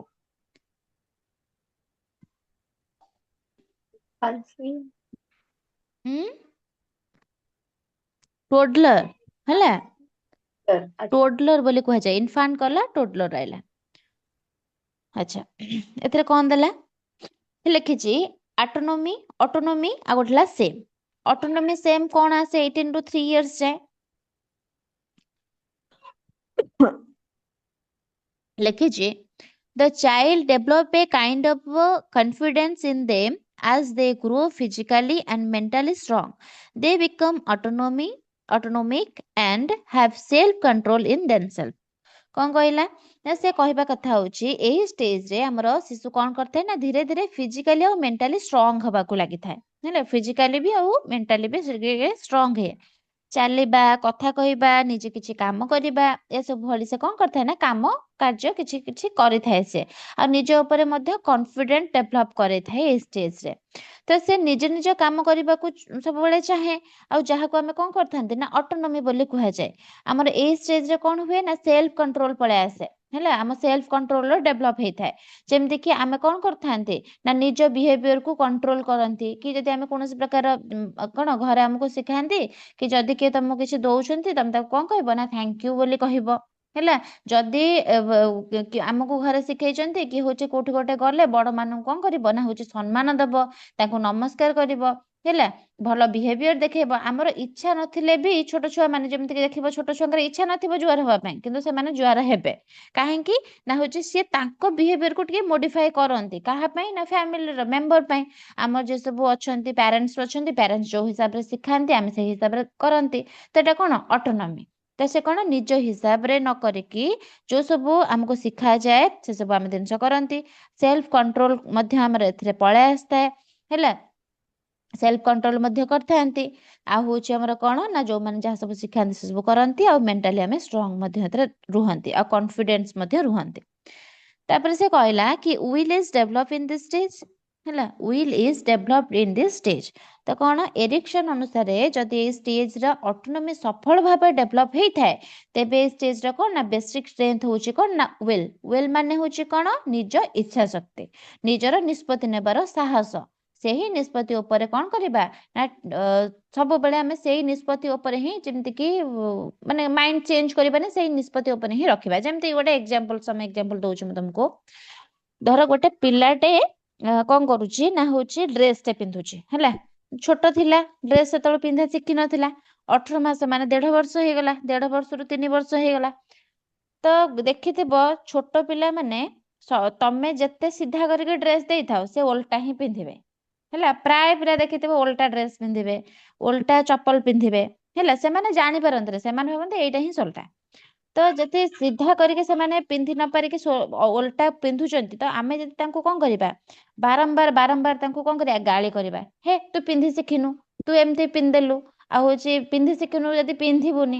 ଯଦି ଏମିତି ବାରମ୍ବାର ବାରମ୍ବାର ବାରମ୍ବାର ତାଙ୍କୁ କହିବା ଆମେ, ସେ ସେମ୍ କୁ ପଳେଇବେ। ହେଲା, ସେମ୍ ମାନେ କଣ ନା କନଫିଡେଣ୍ଟ ଆଉ ତାଙ୍କର ଆସିବନି, କନଫିଡେଣ୍ଟ ଆଉ ତାଙ୍କର ଡେଭଲପ ହବନି। ସେମାନେ ଭାବିବେ କଣ, ହେ ମତେ ତ ଆସୁନି ଆଉ ମୁଁ କଣ କରିବି, ଥାଉ ମୁଁ ଆଉ ଶିଖିବିନି କିଛି। ହେଲା, ଏମିତି ଟାଇପର ସେ କରିବେ। ଯଦି ସେ କିଛି ଗୋଟେ କରୁଛନ୍ତି ନିଜ ଇଚ୍ଛାରେ, ଭୁଲ କରୁଛନ୍ତି ତ ଆମେ ତାକୁ କହିବା କି ହଉ ଠିକ ଅଛି, ସେ ଧୀରେ ଧୀରେ ଶିଖିବ। ତାକୁ କହିଦବା ଆମେ କି ନା ଏଇଟା ଓଲଟା, ଏମିତି ପିନ୍ଧିଲେ ସେଟା ଠିକ ଭାବରେ ପିନ୍ଧାଯାଏ। ତ ସେ କଣ ବୁଝିବ, ହଁ କି ଯେତେବେଳେ ସେ ଧର ଠିକ ପିନ୍ଧି ଦେଇଛି, ଧର ସେ ଗୋଟେ ଡ୍ରେସଟେ ଠିକ ସେ ପିନ୍ଧି ଦେଇଛି, ଆମେ ତାକୁ କଣ କରିବା ସେଠି ନା ତାକୁ ଆମେ ଆହୁରି ଗାଇଡ କରିବା, ଆରେ ବା ବଢିଆ ସେ ତ ପିନ୍ଧିଦେଲୁ। ତ ସେ କଣ କରିବ ସେଠି ତା ମାଇଣ୍ଡରେ ପଶିବ କି ଆରେ ମୁଁ ତ ଠିକ ଠାକ ମୋ କାମ କରିଦଉଛି, ତା ମାନେ କଣ ମୁଁ ନିଜେ ନିଜେ ମୋ କାମ କରିପାରୁଛି। ତାହେଲେ କଣ ହବ, ଅଟୋନୋମି ପଳେଇ ଆସିଲା ତାଙ୍କ ମନରେ। ତା ମାନେ ସେ ଷ୍ଟ୍ରଙ୍ଗଲି ଯାହା ଯାହା ଆଗକୁ କରିବେ, ଗୋଟେ ମେଣ୍ଟାଲି ସେ ଷ୍ଟ୍ରଙ୍ଗ ତାଙ୍କ ମାଇଣ୍ଡରେ ପଳେଇ ଆସିବ। ଆଉ ସେମାନଙ୍କ ମାଇଣ୍ଡରେ ହଉଛି କଣ ନା ହଉଛି ୱିଲ୍ ପାୱାର ବି ଡେଭଲପ ହବ, ଇଚ୍ଛା ଶକ୍ତିରେ ଡେଭଲପ ହବ। ହେଇ ମୁଁ ଏମିତି ଠିକ ଭାବରେ ପିନ୍ଧିଦେଲି ବୋଲି ମତେ ଭେରି ଗୁଡ କୁହାଗଲା। ତ ଯଦି ମୁଁ ଆଗକୁ ଆଉ କିଛି ବି ଭଲ ଭଲ କାମ କରିବି, ତାହେଲେ ମତେ ଆହୁରି ବି କଣ କରାହବ ନା ହଉଛି ପ୍ରେଜ ମିଳିବ। ତ ସେଥିପାଇଁ ସେ ସବୁବେଳେ ଆଗକୁ ଆଗକୁ ଯୋଉ ଯୋଉ ଷ୍ଟେଜ ଦେଇକି ଯିବେ, କନଫିଡେଣ୍ଟ ପୁରା ଫିଲ୍ କରିବେ। କିନ୍ତୁ ଏପଟରେ ଆସିଲା ଆମର ସେମ୍ ରେ କଣ କରାହେଇଛି କୁହାହେଇଛି ଦେଖିବା। ଲେଖିଛନ୍ତି if autonomy kind of confidence is not developed then they feel shame and guilt about themselves in manipulating things. ୟା ମାନେ ହିଁ କଣ ନା ଯଦି ଏହି ଷ୍ଟେଜରେ ଶିଶୁ ଅଟୋନୋମି ଆଉ ସେଲ୍ଫ କନଫିଡେନ୍ସ ଡେଭଲପ କରିପାରେ ନାହିଁ, ତେବେ ସେ ନିଜ କାମ ଯେତେବେଳେ କରୁଛି, କରିବା ବେଳେ ସେମ୍ ଆଉ ଗିଲ୍ଟ ଅନୁଭବ କରେ। ତାକୁ ଯଦି ବାରମ୍ବାର କହିବା ହେ ତୁ ସେ ଓଲଟା ଡ୍ରେସ ପିନ୍ଧୁଛୁ ସବୁବେଳେ କହିକି ତାକୁ ଗାଳି କରିବା, ସେ କଣ କରିବ କହିଲ, ସେ ପୁରା ସେମ୍ କୁ ପଳେଇଯିବ, ଆଉ ଗିଲ୍ଟ କୁ ପଳେଇଯିବ କି ହେ ମୁଁ ଗୋଟେ ଭୁଲ କରିଦେଲି, ମୁଁ ଭୁଲ ପିନ୍ଧିଦେଲି, ମୁଁ କରିପାରିବିନି, ମୁଁ ଆଗକୁ ଯାଇକି କିଛି ବି କରିପାରିବିନି। ତାଙ୍କ ମାଇଣ୍ଡରେ ଏଇ ସବୁ ପଳେଇ ଆସିବ। ତ ବାରମ୍ବାର ଗାଳି କରିବା, ଅତ୍ୟଧିକ କଣ୍ଟ୍ରୋଲ କରିବା, ଏସବୁ କରିବା ଦ୍ୱାରା ଆମର କଣ ହେଇଥାଏ, ଆମର ଗୋଟେ ସେକେଣ୍ଡ, ହଁ, ଏସବୁ କରିବା ଦ୍ୱାରା ଆମର କଣ ହେଇଥାଏ, ପିଲାମାନେ ସେମ୍ କୁ ପଳେଇ ଯାଇଥାନ୍ତି। କୌଣସି ପ୍ରକାରର ନିଜେ କିଛି କରିବାର ସୁଯୋଗ ସେ ପାଆନ୍ତି ନାହିଁ। ଆଉ ଆଗକୁ ବି ସେମାନେ ମାଇଣ୍ଡରେ ରଖିଦିଅନ୍ତି କି ହଁ ମୁଁ କିଛି କରିପାରିବି ନାହିଁ। ହେଲା, ସବୁ କରିବାକୁ ସକ୍ଷମ ନୁହଁ ବୋଲି ସେମାନେ ଭାବି ଦିଅନ୍ତି। ତାପରେ ସେ କଣ କହିଲା ସେକେଣ୍ଡ ଲାଇନରେ, they doubt about themself and feel inferior about themselves. ତ କଣ ସେ କହିଛି ନା ଏହି ସିଚୁଏସନରେ ଶିଶୁ ନିଜ ଉପରେ ଡାଉଟ୍ କରେ କି ହଁ ମୁଁ ଏସବୁ କିଛି କରିପାରିବିନି, ନିଜକୁ ଇନଫେରିୟର ମନେ କରେ, ମୁଁ କିଛି ସେଇ ଇନଫେରିୟର ବି ସେମ୍ କଥା କି ମୁଁ ନିଜେ କିଛି କରିପାରିବି ନାହିଁ। ତ ଏହି ସେଲ୍ଫ ଡାଉଟ୍ ଆଉ ହଉଛି ଇନଫେରିୟରିଟି ଫିଲିଙ୍ଗସ୍ ଫ୍ୟୁଚର ଲାଇଫରେ କଣ ହେଇଥାଏ ନା ଡିସିସନ ମେକିଂ କରିବାରେ ସବୁବେଳେ କଣ ହେଇଥାଏ ନା ହଉଛି ଗୋଟେ ନେଗେଟିଭ ଇମ୍ପାକ୍ଟ ପଡିଥାଏ। ଆମେ ଇଣ୍ଡିପେଣ୍ଡେଣ୍ଟ ହେଇକି ରହିପାରିବାନି, କନଫିଡେଣ୍ଟ ଫିଲ୍ କରିପାରିବାନି, କିଛି ଗୋଟେ ଡିସିସନ ନିଜେ ନିଜେ ମେକ୍ କରିପାରିବାନି, ସବୁବେଳେ ତା ଉପରେ ନକାରାତ୍ମକ ପ୍ରଭାବ ପଡିବ ବା ନେଗେଟିଭ ଇମ୍ପାକ୍ଟ ପଡିବ। ବୁଝିପାରିଲ? Yes, ଆଜ୍ଞା ma'am. Ma'am. Yes ma'am. Ma'am ହଁ କହୁନ Yes, କୁହ। ma'am. ତମେ ଯୋଉ ଅଟୋନୋମୀର ଫାର୍ଷ୍ଟ ଷ୍ଟେପଟା ଆଉ ଟିକେ ବୁଝେଇ ଦେଇଥିବ। ଅଟୋନୋମୀର ଫର୍ଷ୍ଟ ଷ୍ଟେପଟା, ଅଟୋନୋମୀର ଫର୍ଷ୍ଟ ଷ୍ଟେପ କହିଲେ କି ଦ child develop A kind of confident in them as they grow physically and mentally strong, they become autonomic and have self control in themselves। ୟା ମାନେ ହଉଛି ଯଦି ଆମେ କୌଣସି ପ୍ରକାର ଏଇ ଯୋଉ ଷ୍ଟେଜରେ ଯଦି ହଉଛି ଫିଜିକାଲି ମେଣ୍ଟାଲି ଆମର ହଉଛି କଣ ନା ହଉଛି ଧୀରେ ଧୀରେ ଷ୍ଟ୍ରଙ୍ଗ ହବାକୁ ଲାଗିଥାଏ। ତ ଅଟୋନୋମି ହଉଛି କଣ, ଆମେ ଯଦି କିଛି ଗୋଟେ କାମ କରୁଛନ୍ତି, ହେଲା, ଯଦି ଆମେ ସେଟା ଠିକ ଭାବରେ କରିଦଉଛନ୍ତି, ସେଟା କଣ ଆମ ନିଜ ଉପରେ ଗୋଟେ କନଫିଡେଣ୍ଟ ଫିଲ୍ ଆସେ କି ହଉଛି ଆମେ, ତମେ ନିଜେ ଭାବୁନ, ତମେ ନିଜ କଥା ଭାବ, ଯେମିତି କି ତମେ ଗୋଟେ ଜିନିଷ ପଢିଛ, ହେଲା, ଗୋଟେ ଜିନିଷ ପଢିଛ, ତମେ କଣ କର କି ହଉଛି ନେଲୁ ମତେ ଟିକେ ପଚାରିଦେଲୁ, ମୁଁ ଏତିକି ଜିନିଷ ପଢିଛି, ମତେ କେତେ ମନ ଅଛି ଦେଖିବା। ତମେ ଯଦି ଗୋଟେ କ୍ୱେଶ୍ଚିନ୍ ମାନେ ଧର 10 ପେଜର ପଢିଛ, 10 ପେଜର ଜଣେ କ୍ୱେଶ୍ଚିନ୍ ତମକୁ କଲା, ତମେ ଯଦି ପୁରା 80-90% ପୁରା ଭଲ ଭଲ କ୍ୱେଶ୍ଚିନ୍ଟା ମାନେ ଆନ୍ସର ପୁରା ଠିକ ଠାକ ଦେଇଦେଲ, ତମକୁ ଗୋଟେ କନଫିଡେଣ୍ଟ ଫିଲ୍ ହୁଏନି? ଆଜ୍ଞା। ତମେ ଭାବନି କି ଆରେ ବା ମୁଁ ତ ତାହେଲେ ମୁଁ ଯେତିକି ପଢିଛି ଦିନମାନ ଯେତିକି ମୁଁ ପଢିଲି, ତାହେଲେ ହଉଛି ଏଟା ଗୋଟେ କଣ ନା ହଉଛି ଗୋଟେ ପେ ଅଫ୍ ହେଲା କି ହଉଛି ମୁଁ ଯେତିକି ପଢିଛି ଭଲସେ ପଢିଛି, ଗୋଟେ କନଫିଡେଣ୍ଟ ଲାଗିବ, ହଁ ଯାହା ହଉ ମୁଁ ଗୋଟେ ସବୁ କିଛି କରିଦେଇଛି। ଯେମିତି ଆମେ ଭାଇବା ଦେବା ପାଇଁ ଯାଉଛ, ଭାଇବାରେ ତମକୁ କଣ କରାହେଲା ନା ହଉଛି ତମେ ଯଦି କିଛି ଗୋଟେ ପଚରା ହେଲା ତମେ କଣ କରୁଛ ନା ହଉଛି ବଢିଆ ସେ ଆନ୍ସର ଦେଇଦେଇଛ, ସେତେବେଳକୁ ତମକୁ ମାର୍କ ମିଳି ନାହିଁ, ତମକୁ ଖାଲି ପଚରା ହେଇଛି ତମେ ଆନ୍ସର ଦେଇଛ, କିନ୍ତୁ ତମକୁ ଗୋଟେ ପଜିଟିଭ ଫିଲିଂ ଆସେନି, ଗୋଟେ କନଫିଡେଣ୍ଟ ଫିଲ୍ ଆସେନି କି ହଁ ମୁଁ ତ ବଢିଆ ସେ କହିଛି, ଯାହା ଦବା କଥା ଦେବେ, ମୋର କନଫିଡେଣ୍ଟ ଅଛି ମୁଁ, କାହିଁକି ନା ମୁଁ ଭଲସେ ପଢିଛି, ଭଲସେ ବି ଦେଇଛି ମୋ ଭାଇବା, ଆସେ କି ନାଇଁ? ତ ଆଜ୍ଞା ସେମିତି ଏ ଆଜ୍ଞା ପିଲାମାନଙ୍କର ଯୋଉଟା 18 ମାସରୁ 3 ବର୍ଷ ପର୍ଯ୍ୟନ୍ତ ଯୋଉ ପିଲାମାନେ, ସେମାନେ ଯେତେବେଳେ ଠିକ କାମ କିଛି ଗୋଟେ କରିଦିଅନ୍ତି, ଆମେ ଯଦି ସେମାନଙ୍କୁ କଣ କରନ୍ତି ନା ହଉଛି ପ୍ରେଜ୍ କରନ୍ତି କୌଣସି ପ୍ରକାରର, ମାନେ ତାଙ୍କୁ କୁହନ୍ତି କି ହଁ ବଢିଆ କଲୁ ବୋଲି, ସେମାନେ ଗୋଟେ କଣ ନା ହଉଛି କନଫିଡେଣ୍ଟ ଫିଲ୍ କରନ୍ତି, ଯୋଉଟା କି ଆଗକୁ ଯାଇକି ଯୋଉ ସବୁ ଷ୍ଟେଜ ଆସିବ ସେଥିରେ ସେମାନଙ୍କର ବି କାମରେ ଆସିବ, ହେଲା। ଆଜ୍ଞା ମ୍ୟାମ୍, ହୁଁ। Thank you ma'am. ତାପରେ ଆସିଲା ଷ୍ଟେଜ 3। ଷ୍ଟେଜ 3 ରେ କହିଛି ଇନିସିଏଟିଭ ଆଉ ଗିଲ୍ଟ। ଆଚ୍ଛା ମତେ କହିଲ ଷ୍ଟେଜ 3 ଟା ଆମର କୋଉ ଷ୍ଟେଜ ରେ ଯିବ? Preschool. Preschooler. Pre school, very good, ହେଲା। ଏଟା କେତେରୁ କେତେ ବର୍ଷ ଯାଏଁ ଯିବ? 3 ରୁ 5 3 ରୁ 3 ରୁ 5, 6 ମ୍ୟାମ୍। 3 to 6 ma'am. ହେଲା। ତ ହଉଛି ସେ କଣ କହୁଛି ଦେଖିବା, ତ ଆମର ହଉଛି 6 ବର୍ଷର ନାଁ ଯେହେତୁ ଲେଖା ହଉଛି, ସେଥିପାଇଁ ଆମର ଯୋଉ ଆସିଲା ହଉଛି କଣ ନା ଇନିସିଏଟିଭ ଆଉ ଗିଲ୍ଟ, ଏଟା ହଉଛି ଆମର ପ୍ରି ସ୍କୁଲରେ ଯାଉଛି, ଆଉ 3 ରୁ 6 ଇୟର୍ସ ଯାଏଁ ଯାଉଛି। ଏଥିରେ କଣ ଦେଇଛି ନା ହଉଛି ଇନିସିଏଟିଭ ଆଉ ଗିଲ୍ଟ। ଇନିସିଏଟିଭ କଣ?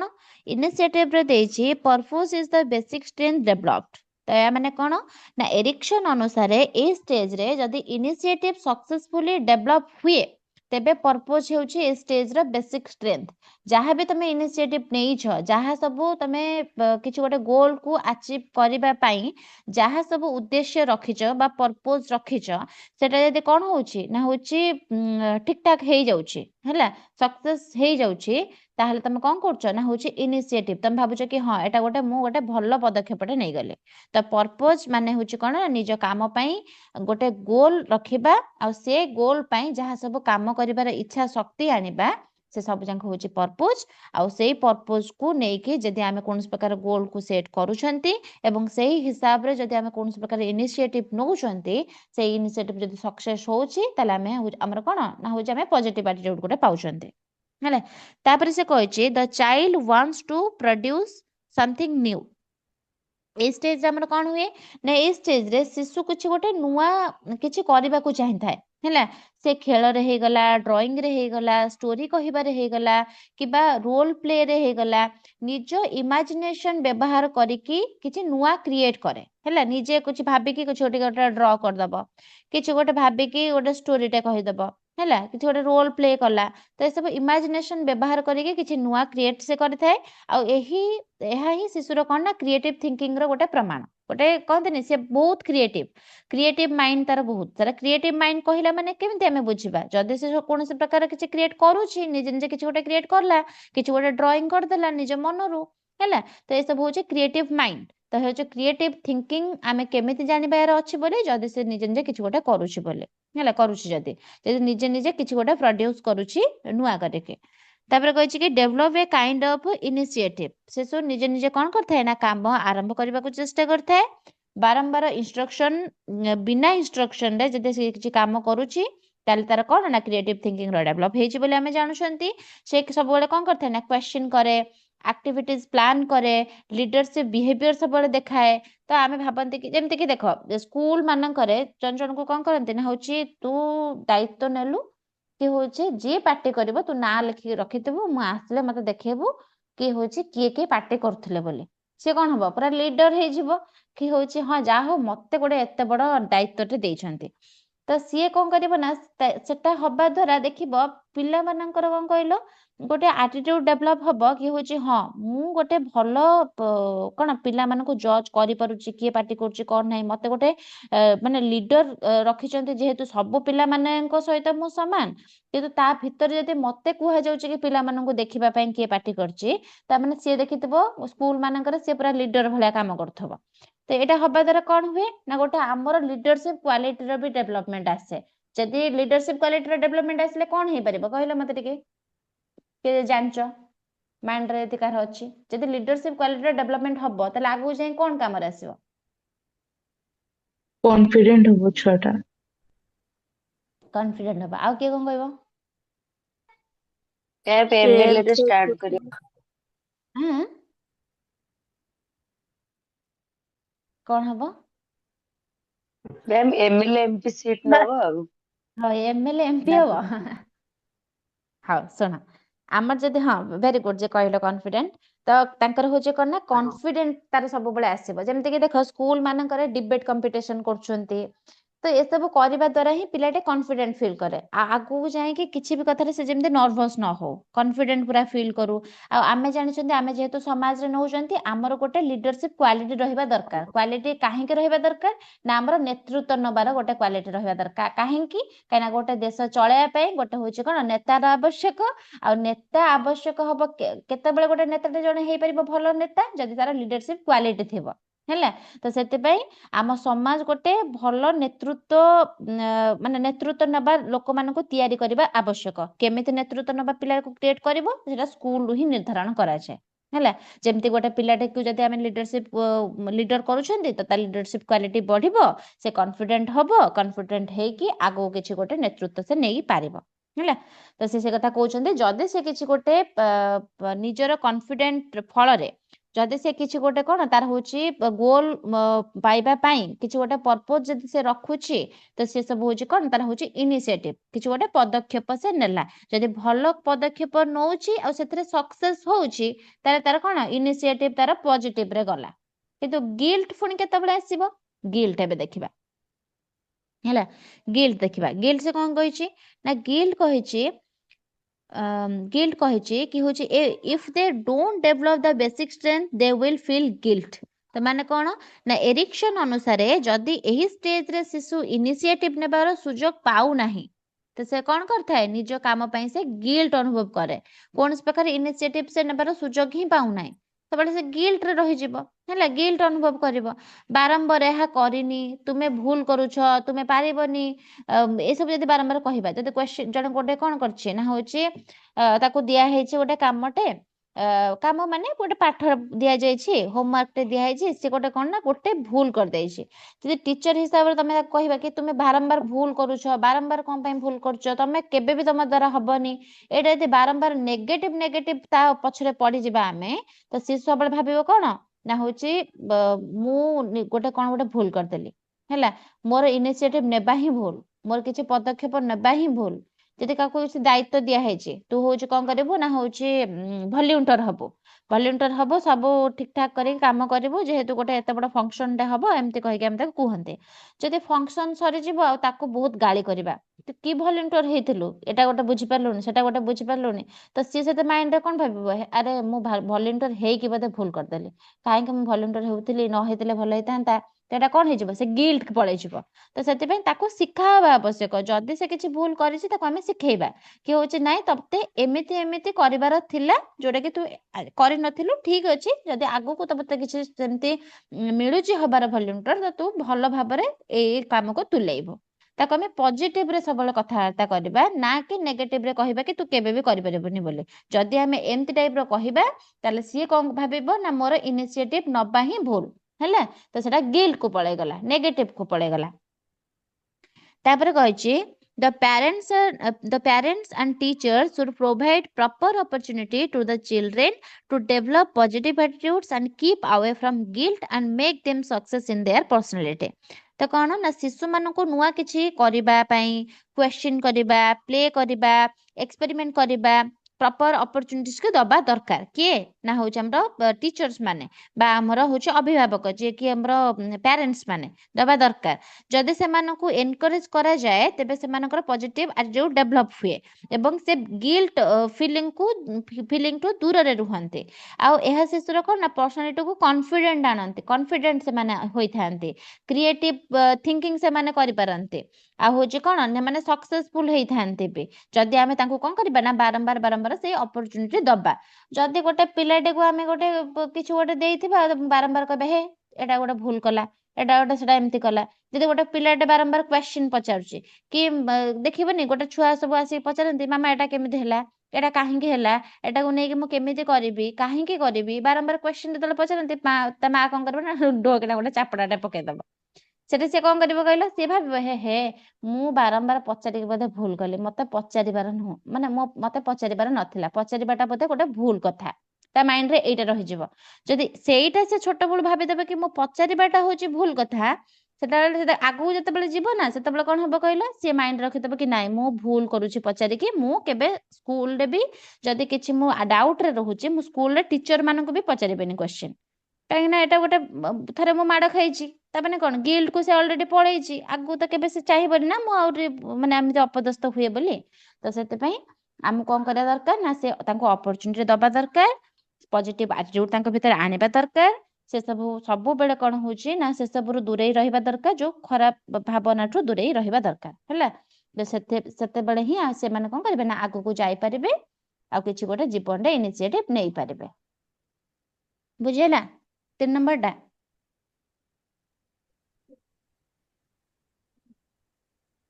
3 ନମ୍ବର ବୁଝିହେଲାଟି?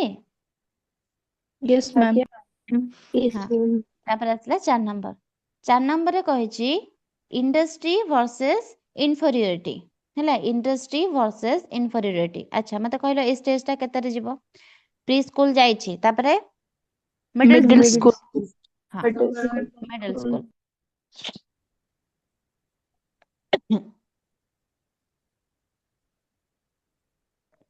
କଣ ଦେଇଛି ଦେଖିବା, ଲେଖିଛି ଇଣ୍ଡଷ୍ଟ୍ରି ଭର୍ସେସ ଇନଫେରିୟରିଟି।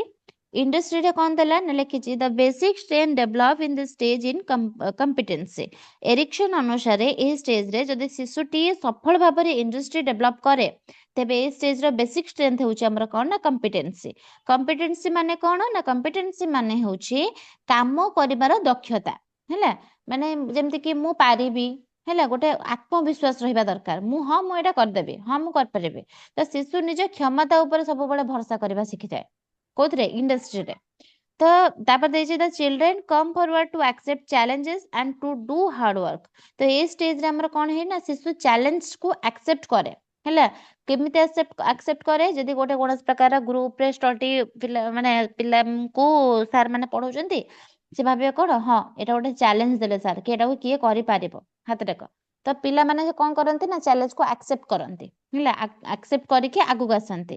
କି କୌଣସି ପ୍ରକାର ପଢା ହଉ, କୌଣସି ପ୍ରକାର ହୋମୱାର୍କ ହଉ, କୌଣସି ପ୍ରକାର ଗେମ୍ ହଉ ହେଲା, କୌଣସି ପ୍ରକାର ଆମର ହଉଛି କଣ ନା ହଉଛି କମ୍ପିଟିସନ୍ସ ହଉ, ସ୍କିଲ୍ ବେସ୍ଡ ଆକ୍ଟିଭିଟିଜ ହଉ, କୌଣସି ପ୍ରକାର ହାର୍ଡୱାର୍କ ହଉ, ଏସବୁ କରିବାକୁ ସେ ପୁରା ପ୍ରସ୍ତୁତ ହେଇଥାନ୍ତି। କାହିଁକି ନା ସେମାନେ ଯଦି ଭଲ ଭାବରେ ଆନ୍ସର ଦେଇ ଦଉଛନ୍ତି, କୌଣସି ପ୍ରକାର ଭଲ ଭାବରେ କିଛି ଗୋଟେ କହି ଦଉଛନ୍ତି, ତାହେଲେ କଣ ତାଙ୍କର କଣ ହବ ନା ହଉଛି ତାକୁ ପ୍ରେଜ ମିଳିବ ହେଲା, ପ୍ରେଜ ମିଳିବ ତାଙ୍କୁ, ହଉଛି ଆମେ କଣ କରିବା ନା ହଉଛି କହିବା କି ଭଲ ବହୁତ କଲୁ ବୋଲି ହେଲା, କିଛି ଗୋଟେ ପଜିଟିଭ କଥା ଆମେ ତାଙ୍କୁ ଶୁଣିବା ପାଇଁ ତାଙ୍କୁ ମିଳିବ। ତ ସେଥିପାଇଁ ସେମାନେ କଣ ନା ହାର୍ଡୱାର୍କ କରିବା ପାଇଁ ପୁରାପୁରି ପ୍ରସ୍ତୁତ ହେଇଯାଇଥାନ୍ତି ହେଲା। ତାପରେ କହିଛି ଟିଚର, ହଁ ଏଟା କଣ କହିଛି, ତାପରେ କହିଛି କି ଟିଚର ଆଉ ପ୍ୟାରେଣ୍ଟସ ଠାରୁ ଆମେ କଣ କରନ୍ତି ନା ଆପ୍ରିସିଏସନ ପାଆନ୍ତି। ଯେମିତି କହନ୍ତି କି ଭେରି ଗୁଡ, ବହୁତ ଭଲ କଲୁ, ମୋଟିଭେଟେଡ ଗୋଟେ ଫିଲ୍ ହେଇଥାଏ। ତ ସେଇ ମୋଟିଭେଟେଡ ଫିଲିଙ୍ଗସ ପାଇଁ, ସେଇ ମୋଟିଭେଟେଡ ୱାର୍ଡ ପାଇଁ ଆମେ କଣ କରିଥାନ୍ତି ନା ବହୁତ ସାରା ହାର୍ଡୱାର୍କ ମଧ୍ୟ କରିବାକୁ ପଛେଇ ନଥାନ୍ତି ହେଲା। ନିଜ କାମକୁ ଭଲ ଭାବରେ କରିବାକୁ ଚେଷ୍ଟା କରନ୍ତି, ଆଉ ଆମେ ଆପ୍ରିସିଏସନ ମଧ୍ୟ ପାଇବାକୁ ଚେଷ୍ଟା କରନ୍ତି ହେଲା। ଏଟା ହଉଛି ଇଣ୍ଡଷ୍ଟ୍ରି। ଇନଫେରିୟରିଟି କଣ? ଇନଫେରିୟରିଟିରେ କହିଛି if the child is not competent enough and is not hardworking then it develop inferiority complex।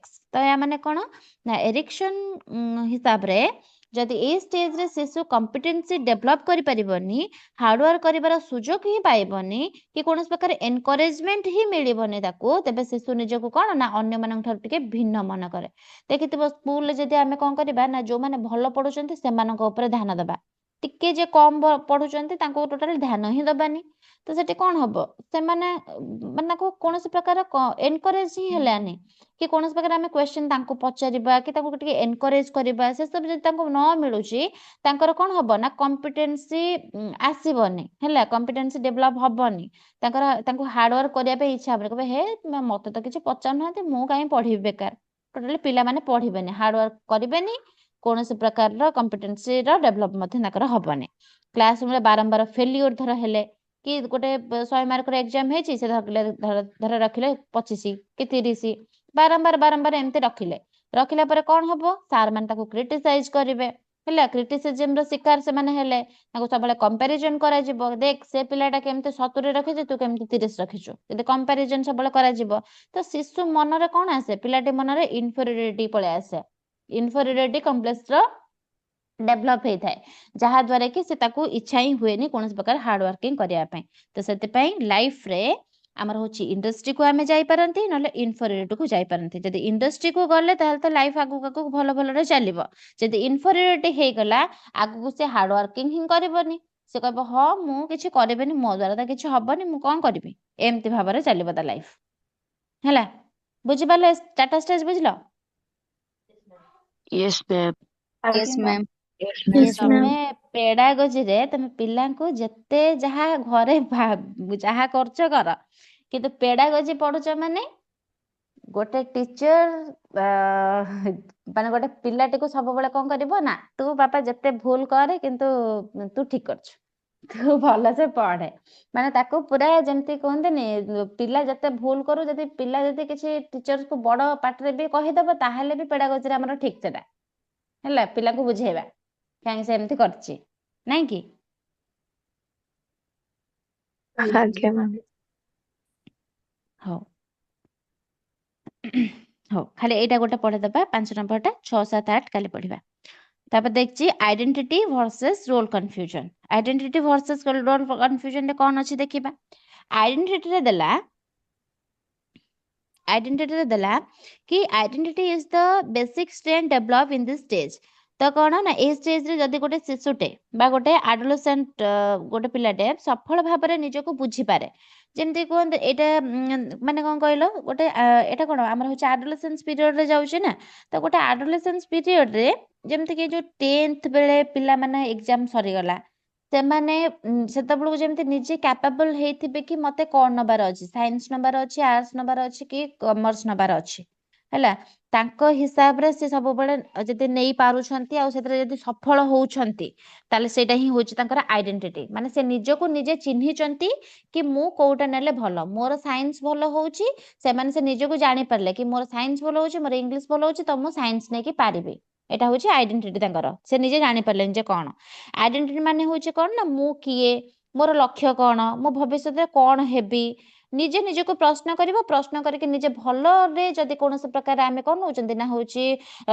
Independently କିଛି ଗୋଟେ ଯଦି ଆମେ ଆକ୍ସନ ନଉଛନ୍ତି ଆମ ଆମ ବିଷୟରେ ତାହେଲେ ସେଇଟା ହିଁ ହଉଛି ଆଇଡେଣ୍ଟିଟି ଏଟା କଣ କରିଥାଏ ନା ଆଡୋଲେସେନ୍ସକୁ ପୁରା ସେଲ୍ଫ କନଫିଡେନ୍ସ ବନେଇଥାଏ ଗୋଟେ ଭଲ ଡିରେକ୍ସନ ଦେଇଥାଏ ହେଲା ତାପରେ ଲେଖିଛି କି they are to identified in their peer group ଏଇ ଷ୍ଟେଜରେ ଆମର ଆଡୋଲେସେନ୍ସ ମାନେ କଣ କରନ୍ତି ପିୟର ଗ୍ରୁପ ମଧ୍ୟରେ ନିଜେ ଆଇଡେଣ୍ଟିଟି କଣ କରିଥାନ୍ତି ନା ଏଷ୍ଟାବ୍ଲିଶ କରିବାକୁ ଚାହିଁଥାନ୍ତି ଫ୍ରେଣ୍ଡସ୍ ମାନଙ୍କ ଭିତରେ କୌଣସି ପ୍ରକାର ଆକ୍ସେପ୍ଟାନ୍ସ ହେଇଗଲା ରେକଗ୍ନାଇଜେସନ ହେଇଗଲା ବିଲଙ୍ଗିଙ୍ଗନେସ୍ ହେଇଗଲା ତାଙ୍କ ପାଇଁ ଖୁବ ହିଁ ଇମ୍ପୋର୍ଟାଣ୍ଟ ସେମାନେ ଭାବନ୍ତି କଣ ଗୋଟେ ଫ୍ରେଣ୍ଡ ସର୍କଲ ଭିତରେ ଧର କିଏ ଗୋଟେ ସାଇନ୍ସ ନେଲା କିଏ ଆର୍ଟସ ନେଲା କିଏ କମର୍ସ ନେଲା ସେମାନେ ଭାବନ୍ତି କି ହଁ ମୁଁ ସାଇନ୍ସ ନେଲି ଏଥିପାଇଁ କାହିଁକି ନା ମୋର ସାଇନ୍ସ ଭଲ ହଉଛି ଯଦି ମୁଁ ହିଷ୍ଟ୍ରି ଜିଓଗ୍ରାଫି ଭଲସେ କରିପାରୁନାହିଁ ଦେନ୍ ମୁଁ ଆର୍ଟସ ନେବି ନାହିଁ ତ ସେମାନେ ଯଦି ନିଜେ ନିଜେ ବୁଝିକି ତାଙ୍କ ନିଜର ସ୍ପେସିଫିକ ଆଇଡେଣ୍ଟିଟି କ୍ରିଏଟ କରନ୍ତି ତା ମାନେ ସେ ଭଲ ବାଟକୁ ଯିବେ ସେମାନେ ଆଗକୁ ଯାଇକି କିଛି ଗୋଟେ ଭଲ କରିପାରିବେ ହେଲା ତାପରେ ଲେଖିଛି they feel superior when they are identified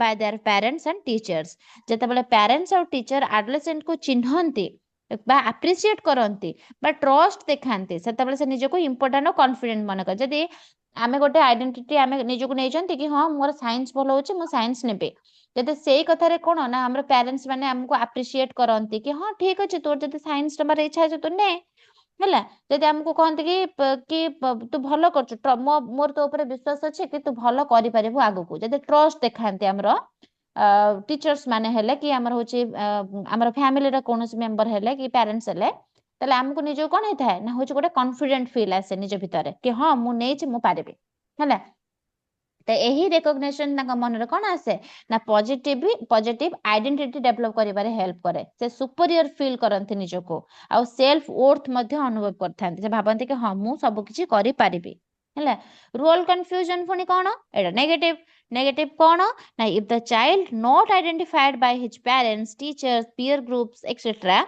then the child develops role confusion and thinks that they are not important and their role is not important is their family and schools. या माने कौन जदि adolescents को parents, teacher किंबा peer group ठारू proper recognition acceptance मिले नहीं जदि से भाबे कि किछि भी एक्सेप्ट करू ना करबा को तैयार न हो तमे कहउछ मु नेबे आर्ट्स से कहउछ ना तमे तू साइंस नबु ହେଲା ରୋଲ କନଫ୍ୟୁଜନ ସେଠି ପଳେଇ ଆସେ ତେବେ ସେ ମନରେ କଣ ଆସେ ନା ତାର ରୋଲ କନଫ୍ୟୁଜନ ଡେଭଲପ ହେଇଥାଏ ସେ ଭାବିବାକୁ ଲାଗେ ଯେ ସେ କିଏ ମୁଁ କଣ ମୋର ରୋଲ କଣ ମୋ ଜୀବନର ଡିରେକ୍ସନ କଣ ସେ ଠିକ ସେ ଜାଣିପାରେ ନାହିଁ ଆମେ ବେଳେ ବେଳେ ଗୋଟେ ପିଲାଟିକୁ ପଚାରେ ତୁ ବଡ ହେଲେ କଣ କରିବୁ ସେ ପୁରା ଜଣ ଜଣ ଥାନ୍ତି କନଫିଡେଣ୍ଟରେ କହୁଥିବେ ମୁଁ ଡକ୍ଟର ହେବି ଆଉ ଜଣ ଜଣ କହନ୍ତି ହେ ମୋର ସେମିତି କିଛି ନାହିଁ କଣ ଗୋଟେ ହେବା ଆଉ ଏମିତି କରି କୁହନ୍ତି ହେଲା ତ ସେ କନଫିଡେଣ୍ଟ ନଥାନ୍ତି ସେ କଣ କରିବେ ସେ ନିଜେ ବି ଜାଣିପାରି ନଥାନ୍ତି ତ ସେଟା ହଉଛି ରୋଲ କନଫ୍ୟୁଜନ ଆଡକୁ ପଳାନ୍ତି ଯୋଉଟା କି ତାଙ୍କର ଜୀବନର ଗତିପଥ ହିଁ ଜାଣି ନାହାନ୍ତି ତ ସେଥିପାଇଁ ସେ ସବୁବେଳେ କଣ କରିବାକୁ ପଡେ ନା ତାଙ୍କୁ ହଇରାଣ ହବା ପାଇଁ ପଡେ